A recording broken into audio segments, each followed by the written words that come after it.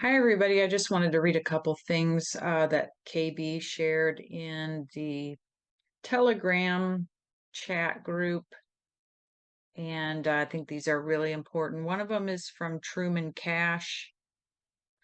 And I'm just going to read this. In his revealing book, The Eye of Ra, the frequent alien abductee Truman Cash recalls through hypnosis many episodes from past lives. He writes, when one engages in extensive past life therapy, one will uncover many different types of implant stations.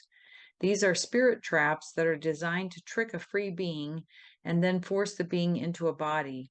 The common denominator of these experiences is electronics. There are many different types of high-tech electronic methods to accomplish this. It appears that electromagnetics plays a key role in this process. What I find amazing is that beings without bodies can be effectively controlled with electronics. So I'm going to continue to read this. It just really sounds like what I've uncovered on this channel, and I'm going to follow it up with somebody else's input on what they think we're in here, but let me continue.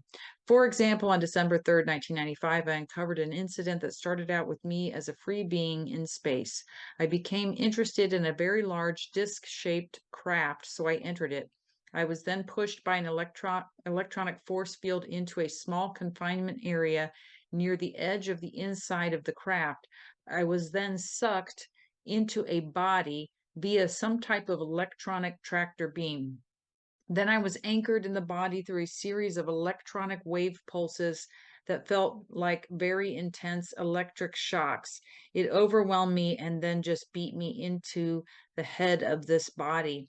So this is interesting because in one of my books, I wrote about a soul retrieving machine that does all this stuff.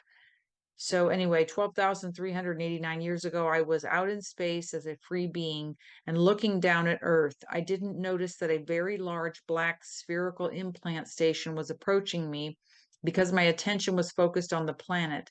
An invisible electronic tractor beam locked onto me and began pulling me into a circular concave structure on the implant station. The extreme power of this tractor beam overwhelmed me and made me feel awful. In spite of my abilities as a free being, I couldn't fight free. I was pulled into the entrance, which was a tunnel in the center of the concave surface. I was then accelerated down this long curved tunnel toward the light at the end of the tunnel. My colloquialism for this type of implant station is a soul sucker.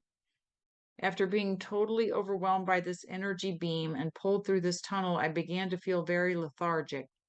I then found myself in an implanting room being compressed into a female body by a powerful white light energy beam that beat me into a body.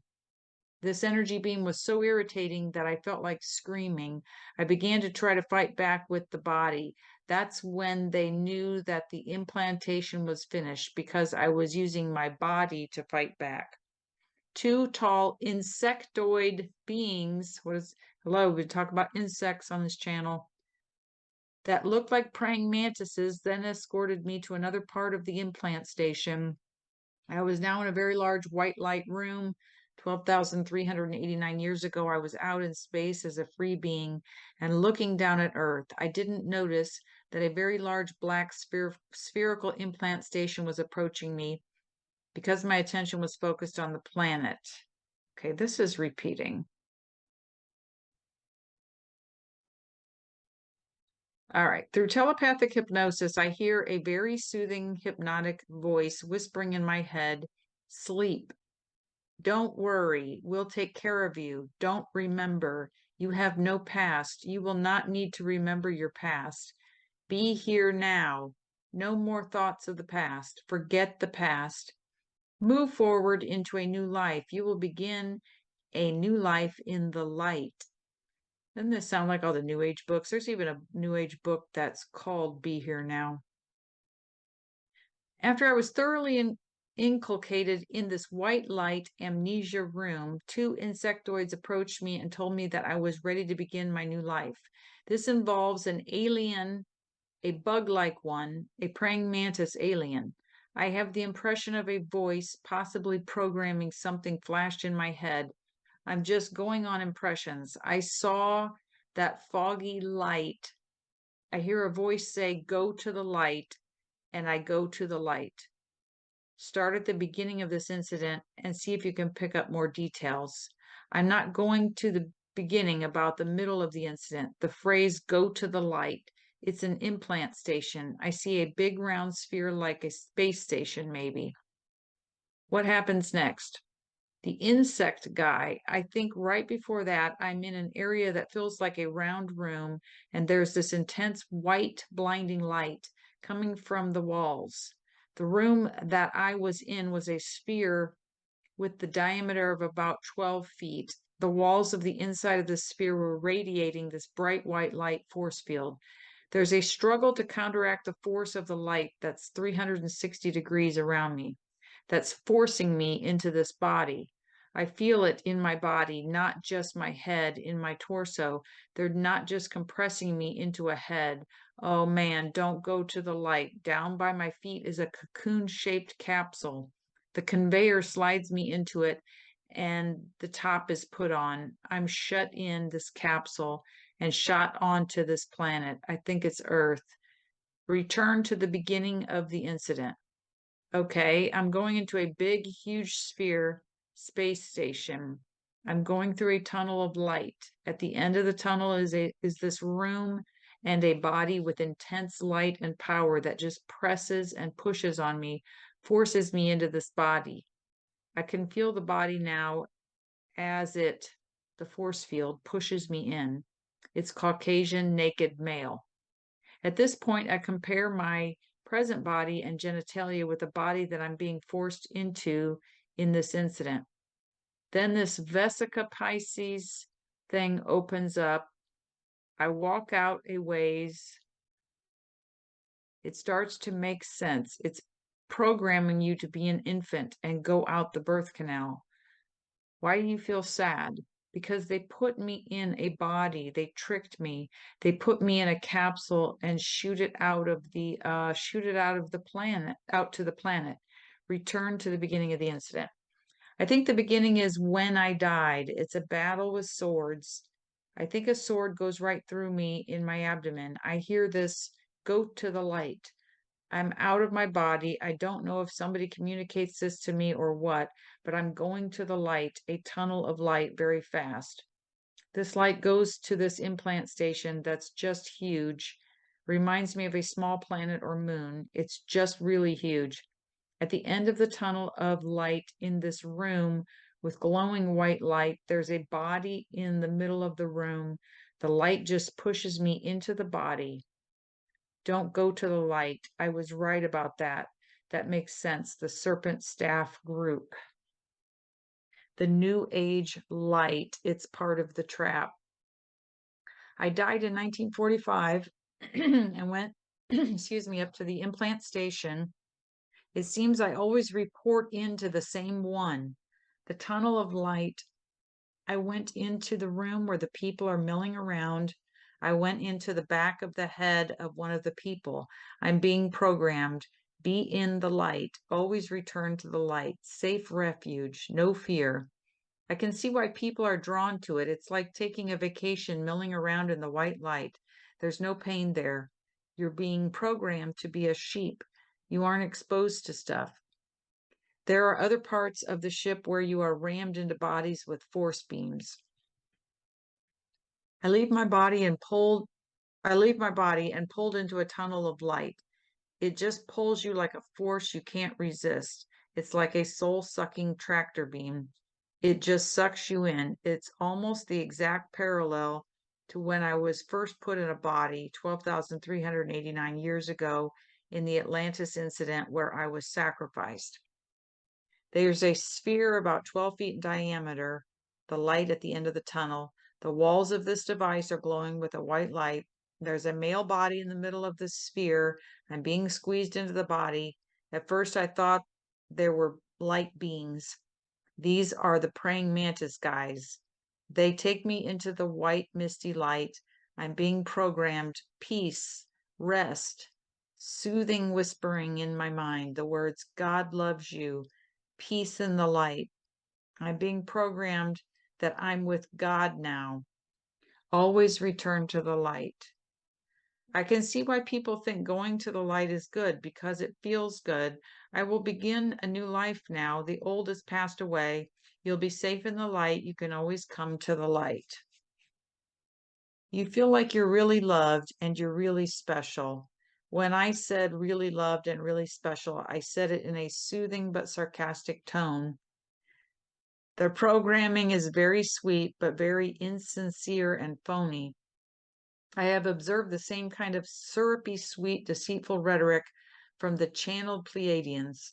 So I'm taken out of the big white light room. I get the impression that they are light beings, but they're not.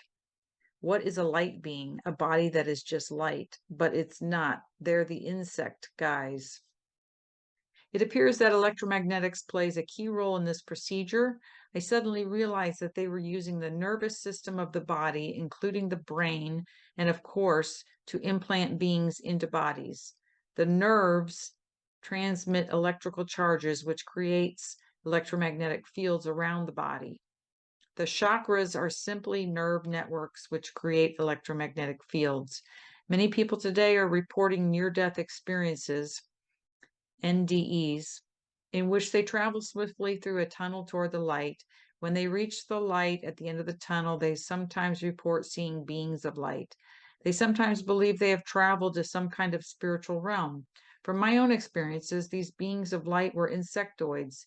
They only appeared to be light beings due to their uncanny ET ability to create illusions in the minds of abductees, whether out of body or in the body. This ability, as I have mentioned before, can be best described as telepathic hypnosis. Bingo, I've said this, the soul is under a hypnosis. Other researchers use the term screen memories. Screen memories, the screens inside of screens, virtuals inside of virtuals. I've said when we awake here, we go back to our soul awake, wake it up out of the hypnosis and get out of here. This all makes sense. Okay. Greys also possess this incredible ability to manipulate people's minds and emotions, and they often use this ability to create an illusion of benevolence and love. So, super, super interesting, this person's past life regression on what's going on when you go down the tunnel of light. So they got a tractor beam, but if you're refusing, I don't think they can pull you in. This article, this was also shared by KB. This article is by Cameron Day. And I remember seeing this a long time ago. Some of you have probably seen it. This looks like it's from 2013. But when I read it, I was like, whoa, very apropos for right now. So Cameron Day, it's why I'm no longer a light worker. I think if you just type that in, why I'm no longer a light worker in a search, this will come up. It's a blog post or something. But anyway, why I'm no longer a light worker. No, I haven't turned to the dark side, but rather I am transcending sides. This article is probably the most important piece I have written to date. And in order to convey the full message, a bit of backstory is necessary. Hang in there with me, and by the end, you will understand why I will never call myself a light worker again. Planet Earth and much of our corner of the universe has been under a spell for a very long time, a spell which casts doubt within our minds about whether or not we are connected with the infinite source of all creation. The spell causes us to feel alone, vulnerable, and isolated, cast out from the heavenly realms into a cruel dog-eat-dog world. This spell is pure fiction, a deception of the highest order, but it has taken hold deeply on this and other worlds. Intrinsic within this holographic spell and/or hypnosis is the notion that duality and polarity are natural aspects of life, and that we must serve one side of duality or the other. How many times have we heard this? Oh, duality is normal. It's like, no, it's not. This elegantly simple binary imprint has become so prominent that we have lost sight of the larger holographic spell that spawned it. Indeed, we have lost sight of the hologram altogether and come to believe that it is the sum total of reality. Humans have been conditioned to worship the holographic deception and the agents that perpetuate it. This hologram has been called Maya by the Hindus, and the Gnostics referred to it as the corrupt demiurge. I find this term a highly accurate description, and from the point forward, I will refer to it as the corrupt demiurge. Dark versus false light. Duality of the demiurge. In order to capture and control the widest possible spectrum of souls, the corrupt demiurge splits its agents into two seemingly opposing teams, dark versus false light. Man, that's what I've been saying. It's a person after my own heart here. Not everyone can be a saint, so there must be a room for sinners within the demiurge, as long as everyone involved is under its spell. What matters most to the demiurge is that we worship it or one of its agents, regardless if they are on the light team or the dark team. There are many names of the players within this cosmic multidimensional drama that you will have no doubt heard of, such as Lucifer, Jehovah, Beelzebub, Archangel Michael, Satan, different dude than Lucifer, Ashtar, that's Ashtar Command, dozens of archangels. She wrote here Archon angels, supposedly ascended masters. I've already talked about all these beings being fake, and various other channeled entities. While some of these beings play for Team Dark and some play for Team False Light, they are all ultimately playing for the corrupt demiurge that controls them. This, in essence, is the big secret of the archons. They are not just the evil demonic beings, but also those who pretend to be angels and ascended masters. By the way, they're all AI. What is the point of all this control? The corrupt demiurge is an entropic system of artificially induced separation consciousness that is slowly dying, and it depends on harvesting the energy from the souls incarnated within its system in order to preserve its existence. So it's an artificially induced separation consciousness. And I've talked about this before. When you're in a false reality, everything's separate. You have to take on a soul body, something separate. All right. It has to harvest the energy from the souls in order to preserve its existence. In order to harvest the largest amount of soul energy possible, it created the dark light duality paradigm, to ensure that every being incarnated on a world that is under its spell would serve as a soul battery to help keep the demiurge energized. The good souls would seek out the false light team, and the bad souls would seek out the dark team. But unknown to most of those souls, they are all serving the same system. In order to keep the duality game interesting for its participants, the demiurge sets up densities of existence that initiates on the dark and light paths could ascend through, aka go into different dimensions and stuff. This gives the beings moving through these densities a feeling of accomplishment, when in fact they are navigating through a labyrinth of demiurgic illusion. The players at the higher levels of the hierarchies know that they are in a self-serving system, but they are fine with the deal because they get to wield power and receive the energy of worship from the beings further down the ladder. Most channeled beings will claim to be affiliated with the false light-based spiritual hierarchy, which includes archangels, ascended masters, and positive ETs. These channeled messages are a dime a thousand. Yes, they are. And more keep pouring out every day. The dirty little secret is that these beings are beholden to the corrupt demiurge and are waging a psychological battle on people that don't want to be associated with any formal religious structure. In other words, the New Age is a multidimensional psychological operation designed to channel the soul energy of the believers of these teachings up to the ascended teachers.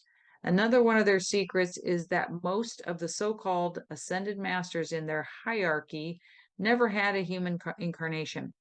Anywhere you have a hierarchy of separation and people above others, you know, it's a fake reality. These are incredibly deceptive beings that are playing a game in order to garner the energy of worship. In the real universe of non-deception, nobody would worship them, but in the illusory sub-universe of the corrupt demiurge, they are able to trick good-hearted people into pouring energies of love, devotion, and praise into them. As for the archon angels, they are in more or less the same category. They are not aligned with the infinite source of all creation, but rather they serve a lesser being posing as the creator, the corrupt demiurge. Therefore, they are not what I would call angels. I call them angles because they're AI, right angles. They are not what I would call angels at all. In honor of the truly deceptive nature of these beings, I have given them a new, more accurate title, the spiritual liarchy. The dark side makes the false light look good. The two teams have to play their parts convincingly, and the dark team has really embraced their role as villainous scum, ready to rape, kill, torture, and do any sort of depraved thing that they can get away with.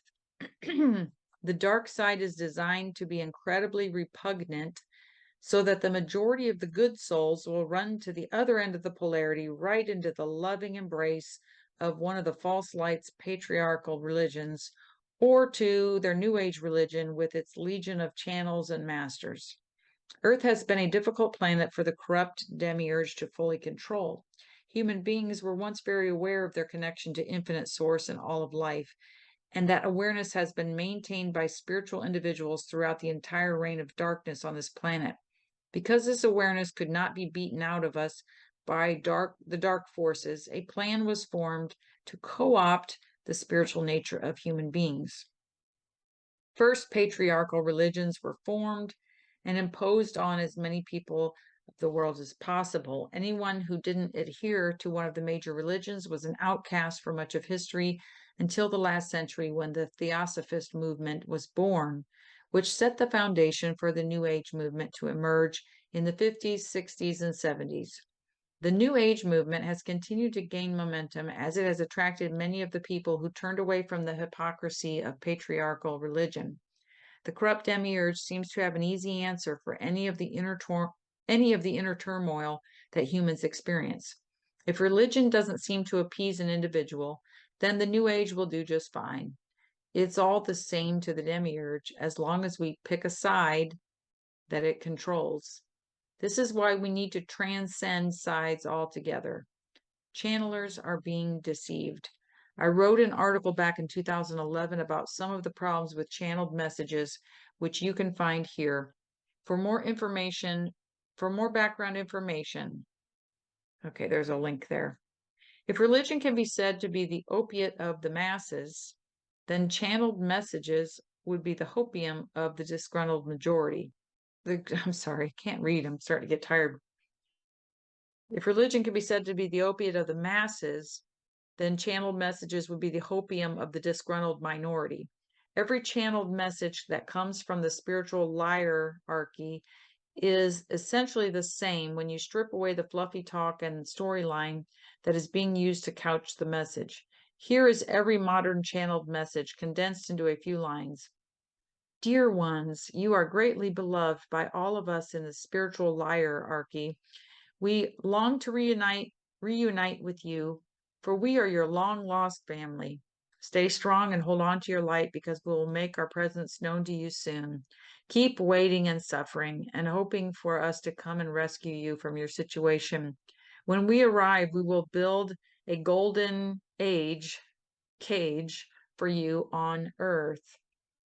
I used to think that this nauseating disinformation coming from Archangel Michael, Saint Germain, etc., was the result of dark side interference taking over the channels without their awareness.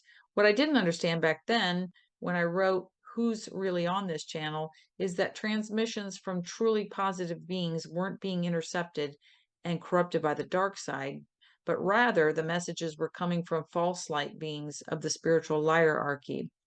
Light workers are being thoroughly used.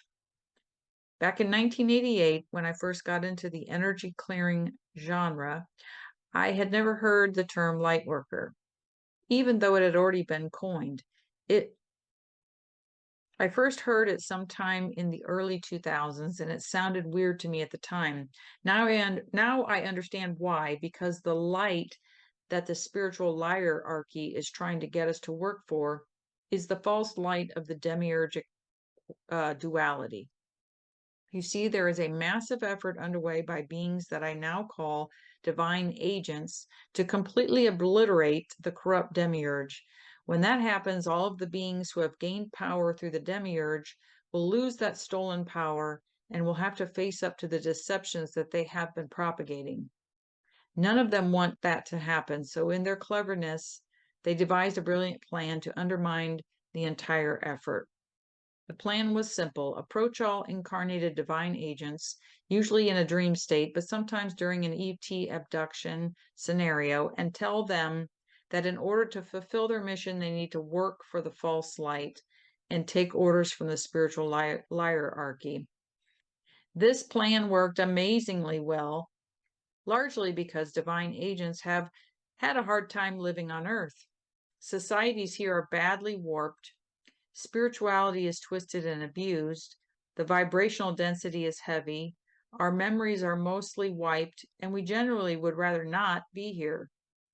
So any being that emanated light, even false light, and love could make a divine agent feel like they were making valid contact with truly divine beings. I still remember my own recruitment by the false light that occurred when I was 6 years old in an extremely vivid dream time experience. They had me convinced that I was fulfilling my mission as a divine agent by working for them.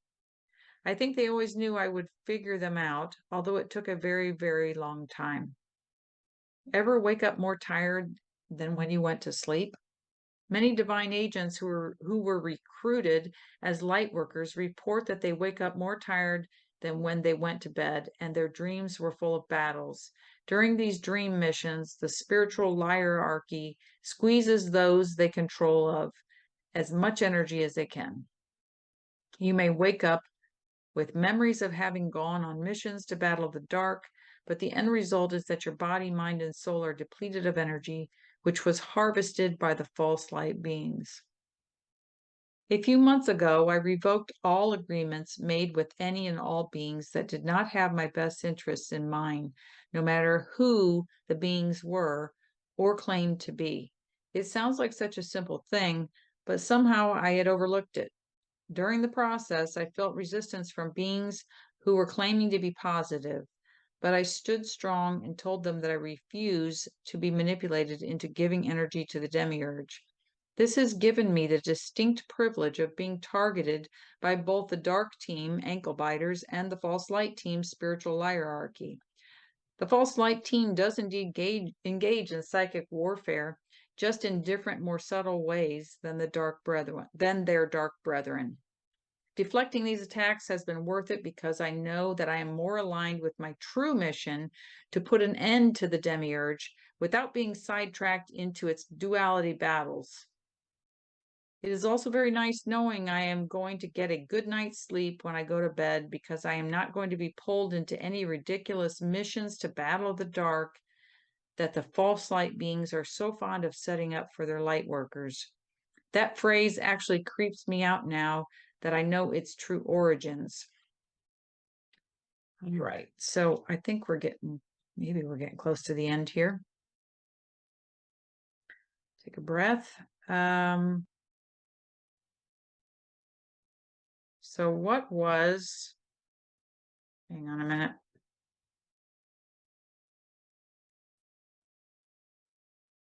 All right, what was that about a golden age cage? The false light beings working for the corrupt demiurge want to maintain their control over the human race, our soul energy, and agreements to live in our current cage empowers the demiurge and the beings that serve it, and they are not going to give that energy up easily. We are at this very moment in a struggle for our freedom. The spiritual hierarchy wants to move us from our current extremely uncomfortable cage into a slightly more expansive state of existence, but one that they are firmly in control of. Okay, this is all stuff I've seen, this 5D crap. One metaphor to describe our current situation is that we are like a flock of chickens pent up inside a tiny, dark, smelly chicken coop. Those that have been farming us are preparing to let us out of the coop and into a larger fenced-in area where we will be able to feel a little more free, but still within their control. This is the farmer's way of ensuring that they can continue to feed off of our energies while making us feel that we are free, thanks to the kindness of our captors. The spiritual hierarchy does want us to grow on our own to a place of self-empowerment that will allow us to simply walk away from their entire control system. So they don't want us to just grow and get empowered where we could walk away. So they're going to make us a little happier, a little more free. I've talked about this. They bump you up into these other dimensions. When you start to get a little bit beyond their control, they get you into a happy space again. And then you calm down. You're like, oh, I don't want to leave. This is great. This is why the channeled messages subtly disempower people. Bingo. I'm going to read that again. This is why the channeled messages subtly disempower people. This is why I pick out things like you're learning, you're in a school, we're all one, this kind of stuff. We're not all one. All right, this is why the channeled messages subtly disempower people while pretending to actually offer them an empowering solution. Boom. As long as we are sitting and waiting for the good guys to come and save us, we will not be able to discern who truly has our best interests at heart, nor will we be able to actually fix our own problems for ourselves. Solutions for the duality afflicted. All right, so basically we came here to take this down, and they're trying to make us forget and that we're weak. They disempower us, and we're waiting on somebody to take it. Oh, somebody will come help and take it down. No, it's us. We're here to do it. Get over the fear. So how does a person get out of this duality paradigm? The first step is to engage the self-clearing system protocols and revoke all agreements that you have made with any beings that don't have your best interests in mind. Next, revoke all agreements to see reality in polarized terms. Every time you revoke agreements, be sure to reclaim your energy that had gone into them. So that's very interesting because I've been talking with people about pulling all your energy back that you gave to something. So maybe we can do that while I'm reading this. Revoke all agreements you made with any beings that don't have your best interest in mind. And now, I revoke all agreements to see reality in polarized terms. I pull back all my energy that was given to any of these beings. Then affirm your commitment to transcend the control paradigms of the corrupt demiurge without being sidetracked by pointless polarity battles. I also recommend a brief daily practice of revoking all agreements to experience hardship, limitation, bad relationships, health problems, financial problems, family dysfunctions, and anything else in your life that is energy draining. The number and quantity of agreements that we have unconsciously taken on within this false reality matrix are truly astounding. When you pay attention to the subtle and blatant agreements that point to the invisible bars of your prison, you will indeed find that there is no shortage of agreements to be revoked. After you have engaged this process, you may notice less contact from the false light beings, and you might feel a little lonely until you get used to the changes. This is a very good time to strengthen your connection to your own higher self, the core of Earth and the galactic core. I'm not sure about all that, but with your own self for sure. As you adjust, you may notice better sleep and a sense that you can see through deceptions disguised with positivity more easily. If you do get contact from a being, you can tell it that you are only willing to communicate with beings who have transcended duality and are outside of the corrupt demiurge. Well, that's none of them that are in here. Put any being trying to contact you to the test. Question them point blank. Are you part of the demiurge? The beings of true divine light who exist outside of the demiurge in the real universe will happily answer your questions. So I do have to insert here that it's either gotten harder to access those beings or it's next to impossible sometimes, but not impossible. Just be aware that they don't speak in language the same way that we do, as they communicate with what I call soul telepathy. Type of communication is a major indicator. So what I've noticed when I talk to those beings outside of the, I call it the virtual universe, I have to really hold the focus. It takes a lot of energy, and then it's just a couple words get through, but they'll make a lot of sense, those words. And it's a totally different feeling from anything you channel in here. All right. The forces of true divine light that exist outside the corrupt demiurge are not bound by the left brain, right brain dynamics and dark light polarities that define the demiurgic sub-universe. This means that they do not sound like a voice in your head. Instead, they use soul telepathy to emanate feelings, archetypal expressions, and an extremely pure quality of light that speaks directly to your soul. The difference between, now you can take that symbolism or expression or whatever they're trying to send, and you can, if you're really used to channeling, you can turn that into, like I said, you only get a couple words out of it. The difference between a being of true divine light and one of the false light spiritual hierarchy beings is that the former's light is warm, enveloping, pure, and unconditionally loving, whereas the latter's light is cool, piercing in an uncomfortable way, dominant, and often overly masculine. The spiritual hierarchy is a male-dominated group, and even the females within their power structure have a very masculine energy. This male domination is, of course, why the religious structures the hierarchy enabled all have a domineering male god and no mention of an all-encompassing feminine creator. Another major difference between false light beings within the demiurge and beings of true divine light who are aligned with infinite source is that the divine light is not controlling, manipulative, bossy, or judgmental in any way. Infinite source will not impose an agenda upon you, although it will support you in your chosen mission to help dismantle the corrupt demiurge. So that's really important right there. Infinite Source will not impose an agenda upon you, although it will support you in your chosen mission to help dismantle the corrupt demiurge. You won't be given marching orders by Infinite Source or beings of true divine light who operate outside of the demiurge. They won't send you on endless energy draining missions in your dream time, and they won't ask you to do something that will result in the loss of your soul energy, unlike the imposters of the false light spiritual hierarchy. The beings of true divine light are supportive, loving, nurturing, and they care about you as an individual.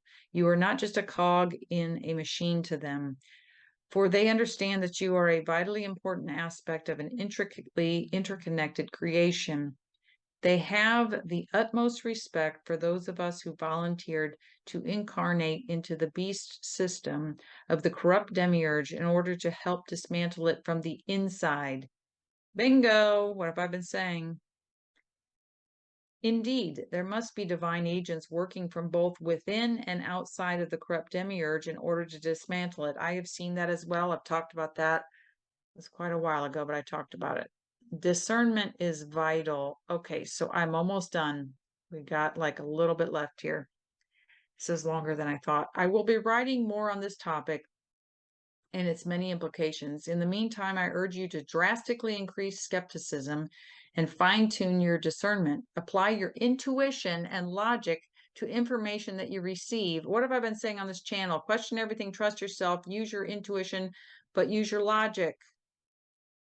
Apply your intuition and logic to information that you receive and ask yourself, what is the agenda here? There's indeed a very large multidimensional conspiracy at work on this planet, and it draws power from us by pushing us into one spectrum of polarity or another. Anyone urging you to choose a side simply hasn't woken up to the fact that both sides are two halves of the same coin that is controlled by the corrupt demiurge. I urge you to discuss these ideas with those close to you and look for ways that you may have been manipulated by the false light in the past. It's nothing to be ashamed of. The false light beings are amazingly skilled liars and manipulators. Most of you reading this have already chosen to be a divine agent and incarnate for the purpose of dismantling the demiurgic control system. You have already made your choice, and now you need to carry out your individual mission. In order to do that, it is vitally important to sever all ties with the false light spiritual hierarchy. Take some time to regain energy and strength if necessary, and ask your divine inner self to reveal to you what it is that you specifically need to do. Stand strong in the true light of your divine inner self and infinite source. Much love, Cameron Day. That pretty much sums it up, other than the fact that the demiurge sub-universe is a matrix, false reality. Matrixes inside of false universes, but they're all AI. It's all tricks and games and magic and smoke and mirrors and literally mirrors, illusions and devices and using magnetics and all this stuff. It's just a big joke. So let's take this thing down. I probably won't be on here for a while, although I do have an interview to do. So we'll see what happens. But everybody, go into yourselves, trust yourselves, start refusing this timeline that they're trying to unroll on us this coming fall. Right now it's the end of August, so September, October, and going into 2023, we got to be refusing this. If you know how to do work, go in and do the astral work, shut this down. Remember, you're just in the mind of a computer. Just go in with your mind and your intention, do what you can, and let's keep holding the truth here, which dismantles a false reality. You can't have truth in a false reality. So we are creating cracks in it, and we are making a difference, and that's why we're getting hammered. So I'm going to take a break from the hammering, at least go off of here and direct a little more energy into hammering the matrix. All right, everybody, much love.